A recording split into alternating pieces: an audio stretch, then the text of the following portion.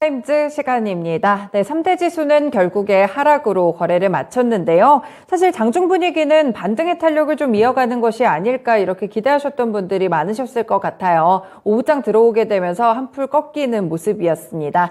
일단 애플에서 허리띠를 졸라매기로 했다라는 소식이 나왔기 때문인데요. 이 단순 기업의 문제라기보다는 경기 침체라는 키워드를 또다시 자극했다는 점에서 시장의 악재가 됐습니다. 그리고 그동안 좀 잠잠했죠. 에너지 가격에 대한 부분들도 수면 위로 올라오게 되면서 이렇게 좀 꺾이고 마는 것인지 좀 전략이 필요한 시기인데요. 추가적인 전략들 오늘도 분석해 보겠습니다. 토마토 투자클럽의 최원재 전문가님 함께합니다. 전문가님 안녕하세요. 안녕하십니까.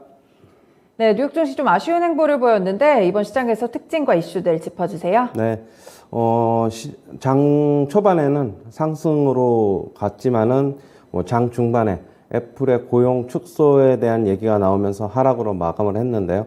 다우는 0.7% 하락, 나스닥과 S&P 500은 0.8% 하락했습니다. 강세 업종을 보면은 여행 업종이 강세를 나타냈는데 카니발이 5% 상승했고 로얄 캐리비안 크루즈가 역시 5% 상승, 역시 노르웨이지안 크루즈도 5% 상승했습니다. 그리고 태양광 업체, 재생에너지 업체들도 강세를 나타냈는데요. 인페이지 에너지가 5.9% 상승, 시올스 테크놀로지가 4.8% 상승, 솔라이치 테크놀로지가 5.6% 상승했고요. 수소 관련 업체인 플러그 파워가 6% 상승했습니다. 그리고 유가가 강세를 나타내면서 에너지 업종도 강세를 나타냈는데요. 마라톤 오일이 3% 상승, 대본 에너지도 3%대 상승했고요. 헬스가 4.8% 상승했습니다. 그리고 금속 광물 기업인 프리포트 맥모란이라고 있는데 6.2% 상승했고요. 그리고 에어로제트 로켓다인 홀딩스 항공우주 관련 기업인데 3.6% 상승, 우버 4.2% 상승, 쇼피파이 4% 상승하면서 소프트웨어 섹터에서 이 두 종목은 강세를 나타냈고요. 철강업체인 뉴코가 3.6% 상승했고, 쿠팡이 5.4% 상승, 그다음에 자동차 충전 관련 기업인 차지포인트 홀딩스가 7.4% 상승, 역시 충전 관련 기업인 EV고가 6.2% 상승했습니다. 그리고 델타항공이 3.5% 상승했는데요. 여행 수요 증가로 보잉 항공기 100대를 주문했다는 소식에 강세를 나타냈고요. 시티 측에서는 현재 주가가 지나치게 낮다라고 얘기를 하고 있습니다. 그 다음에 스티펄에서는 미국 증시 현재 경기 침체 위험이 이미 반영된 상태라고 얘기를 하고 있는데요. 3분기에 S&P 500, 4,200까지 반등할 것이라고 얘기를 하고 있습니다. 구조적인 약세장에 진입한 상태지만 약세장 상황에서도 경기 민감 성장주를 중심으로 한 반등은 이루어질 수 있다라고 보고 있고요. 2분기 어닝 시즌에서 견조한 실적이 공개가 되면 증시 반등할 수 있다라고 얘기하고 있습니다. 그 다음에 CPI는 곧 진정될 것이고 이에 따라서 연준이 올해 말까지 금리 인상 늦출 것이라고 얘기를 하고 있고요. 올해 주식이 많이 하락하면서 거품도 제거된 상태다라고 얘기를 하고 있습니다. 그 다음에 제프리스 증권에서는 22년 올해 가짜 경기 침체 가능성이다 이렇게 얘기를 하고 있는데요. 미국 경제 매우 건강한 신호 보이고 있다라고 얘기하고 있습니다. 노동시장 건전성도 좋고 가계소득 지출을 고려하면 아직 경기 침체와 거리가 멀다라고 얘기를 하고 있습니다. 그 다음에 모건 스탠리 측에서는 S&P 500이 바닥에 거의 근접한 상태라고 얘기를 하고 있는데요.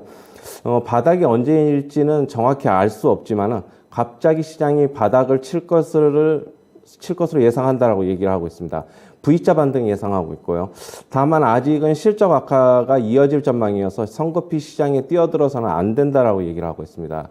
S&P 500이 경기 침체 현실화할 경우에는 3,000선 수준까지 떨어질 수 있고요.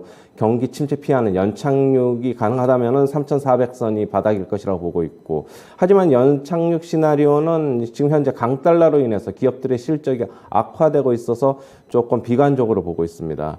모닝스타 측에서는 대형 기술주 현재 과매도 상태라고 얘기를 하고 있는데요. 대형 기술주 빵 5종목을 얘기하고 있는데 애플, 아마존, 메타, MS, 넷플릭스 이 정도를 얘기하고 있는데요.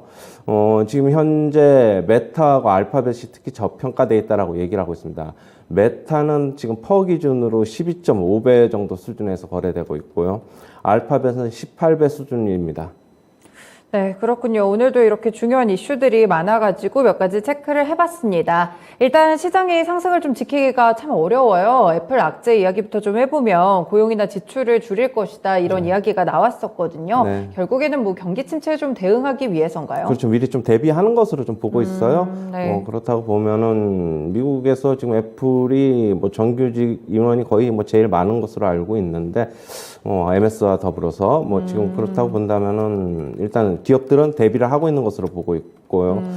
나스닥 차트 잠시 한번 보시면은요. 네, 나스닥 차트로요. 지금 현재 박스권 상단입니다. 뭐 지금 그렇다고 애플의 이런 얘기가 나오면서 네. 뭐 지수는 하락을 했지만은 저번에처럼 계속 일방적인 하락이 아닌 7월 말까지는 어느 정도 지금 박스권에서 움직일 가능성이 있을 것으로 지금 계속적으로 저는 보고 있습니다. 그렇군요. 애플과 함께 나스닥 차트를 좀 봐주셨습니다. 사실 애플만 이런 건 아니고 테슬라도 그렇고 넷플릭스, 뭐 아마존, 메타 많이 뭐 기업 인원들을 좀 감축하거나 그런 움직임을 보인 기업들이 상당히 많잖아요. 그렇죠. 실제로 기업들이 외부 환경으로 굉장히 어려움을 좀 겪고 있나요, 지금? 뭐 그렇다고 보기보다는 아직까지는 자기네 자체적으로는 괜찮은데 그냥 미국은 이제 고용하고 해고가 이제 좀 자유롭다 보니까 네. 좀 미리 좀 대비하는 것으로 보고 있어요. 환경에 좀 미리 대응을 하고 있는 과정이다. 이렇게 보시는 거군요. S&P 500 지수에 대한 전망들도 있어가지고 보면 일단 어제 마감가가 3,830포인트였습니다. 일단 뭐 바닥에 거의 근접했다라는 시각도 있는 것 같고 일단 3분기까지는 4,200까지 반등할 것이다. 이런 시각도 있는데 전문가님은 언제가 바닥인지 또 언제쯤 반등할지 이렇게 보세요? 그건 저도 알 수가 없죠. 솔직한 네. 얘기로 뭐 저도 뭐 신이 아닌 이상 그렇고 일단은 뭐 스티펄 측에서는 4,200까지 S&P 500이 3분기 7, 8, 9 아닙니까? 3분기라 그러면은 그렇죠? 네. 뭐 그때까지 반등이 가능하다 그러는데 너무 좀 낙관적이 아닌가 그렇게 보고 있고요. 낙관적이다. 그렇죠? 네. 뭐 굳이 뭐 제 의견을 좀 첨언을 한다면은 진짜 바닥은 결국에는 내년 정도 돼야 되지 않나 그렇게 보고 네. 있고요. 하지만은 4분기에는 뭐 강력한 상승이 저는 나올 수는 있다고 보고 있습니다. 네, 그렇군요. 조금 더 하반기 갈 때까지 좀 봐야겠네요. 네. 현재 구간에서도 추가적으로 좀 더 그런 빠질 여지가 있다고 보시는 그렇죠. 거죠? 뭐 네. 저 항상 말씀드리는데 아직까지 뭐 나스닥 S&P 500 바닥은 아니다 그렇게 보고 있습니다. 그렇군요. 대응에 좀 참고를 해보셔야겠습니다. 그리고 이제 제프리스 측에서는 가짜 경기 침체 가능성에 대해서 이야기를 했어요. 뭐 근거가 노동시장인가요? 예, 그 뭐 지금 제프리스뿐만이 아니라 저번에 네. 또 어디에서 제가 어디 IB 측에서도 이런 의견이 나온 거를 제가 얘기를 했는데 결국에 22년도의 경기 침체는 안 오는 것이라고 지금 보고 있고요. 올해, 네. 결국에는 뭐 기술적인 침체 구간은 2분기에 지금 마이너스 GDP 성장률이 마이너스를 기록할 것으로 전망이 되면서 기술적 침체는 예상이 되지만은 결국 올해 내 전체적으로 보면은 아직까지는 뭐 노동시장 견고하고 그 다음에 결국에는 아직까지도 소비도 견조하기 때문에 그런 것으로 보고 있고 지금 하지만 뭐 제프리스 측에서도 뭐 내년에는 경기 침체 가능성은 열어두고는 있습니다. 저도 올해까지는 공식적인 경기 침체 선언은 안 할 것이라고 보고 있어요. 그렇군요. 결국 시기상의 문제였네요. 경기 침체가 안 온다기보다는 이제 올해는 좀 아니더라도 내년에 좀 상황이 바뀔 수도 있지 않나. 공식적으로 경기 침체가 선언이 되려면 내년 정도까지는 가봐야 되지 않을까 이런 시각도 있습니다. 그리고 이제 모닝스타 측에서는 기술주들 한정해서 좀 봐줬어요. 사실 기술주들 뭐 다 아시겠지만 굉장히 많이 밀렸잖아요. 과매도 영역이라고 봤는데 전문가님 생각에는 어떻게 좀 매수를 해야 될 때라고 보세요? 어떻게 보세요? 아직까지 뭐 전체적인 지수가 좀 불안정하다 보니까 조금 더 하락할 여지는 있어 보입니다. 지금 알파벳이 파워 기준으로 18배라고 했는데 뭐 18배면은 우리나라 시장에서는 어떻게 보면 좀 고평가죠. 네. 그런데 미국 시장에서는 18배 정도면은 그냥 평균 수준이기 때문에 알파벳 같은 경우에 뭐 저평가돼 있다 이렇게 보고 있고요. 하지만 저는 뭐 메타는 어느 정도 일정 부분 다 빠진 게 아닌가 보고 있어요. 조금 더 하락할 여지는 지수가 빠지면 하락할 여지는 있지만은 메타 같은 경우에는 포가 12배면은 네. 12배면 한번 미국 시장에서는 뭐 접근해 볼 만하다 그렇게 보고 있습니다. 그렇군요. 아무래도 액면 분할도 좀 조용하게 지나갔던 것 같고 좀 그렇습니다. 그리고 이제 항공주들 같은 경우에는 이제 시티 측에서 델타 항공모에 대해서 굉장히 주가가 좀 지나치게 낮다라고 평가를 했는데 여전히 뭐 좀 낮은 수준인 것 같은데 어떤 수익을 좀 노리고 들어가 봐도 괜찮을까요? 역시 뭐 전체적으로 본다면 여행 수요 증가, 뭐 여객 수요 증가가 이제 뭐 첫 번째 키포인트가 될 것으로 보고 있고요. 네. 그다음에 향후가 뭐 제 예상대로 유가가 계속적으로 좀 떨어지면은 네. 여전히 항공업종 같은 경우에는 유가에 대한 포지션이 실적에서 가장 많이 차지하니까 인건비하고 실적에서 뭐 가장 많이 차지를 하니까 뭐 어느 정도는 반등할 수 있지 않을까 그렇게 보고 있습니다. 그럼 국내 항공사들 예전에 대형 항공사 위주로 좀 좋게 본다고 말씀을 주셨는데 의견 그대로신가요? 예, 의견은 그대로인데 하지만은 유가는 호의적이지만은 네. 이제 앞으로는 하지만 4분기까지는 4분기 초 뭐 이 네. 정도 4분기 중순까지는 원달러 환율 시장이 계속적으로 불안할 것으로 보여가지고 그 리스크가 어느 정도 반영이 될지는 저도 솔직한 얘기로 좀 그날 시장 좀 체크해봐야 될 것으로 보고 있어요. 네, 환율 시장에 대한 리스크가 함께 숨어 있다는 점을 좀 참고해 보시면 좋을 것 같습니다. 말씀 주셔가지고 유가 얘기 조금 해보자면 WTI가 다시 5% 정도 올랐거든요. 네. 그럼 이것도 기술적인 반등 정도로 해석을 하시나요? 그렇죠. 지금 뭐 잠깐 차트 한번 볼까요? 예. 네. 유가가 오랜만에 좀 상승을 오랜만에 했어요. 뭐 강세를 네. 나타냈는데 지금 아직까지 뭐 21선 회복을 못한 상태이기 때문에 21선에 대해서 뭐 많이 밑으로 21선하고 이격도가 벌어지면 좁히려고 하는 그런 과정이고 어느 정도 근접해 있으면은 또 다시 뭐 이격도 확대되고 그런 과정이 좀 반복될 것으로 보고 있어요. 그렇군요. 결국에는 추세적으로는 하락으로 쭉 갈 맞습니다. 것이다. 예. 네, 이렇게 보고 계시군요. 그리고 이제 테슬라가 실적 발표 전입니다. 뭐 투자 의견, 매수 의견도 나오고 있는 것 같은데 아무래도 서학개미 분들이 가장 관심이 많을 종목일 것 같아서 발표 전에 좀 어떻게 봐야 될까요? 대응을 좀 해볼까요? 일단은 지금 컨센서스는 그냥 컨센서스에 부합하는 정도로 지금 나와 있어요. 네. EPS 기준으로. 그렇다고 본다면은 뭐 그다지 어떻게 본다면 뭐 비관적이다 뭐 그렇게는 볼 수는 없고요.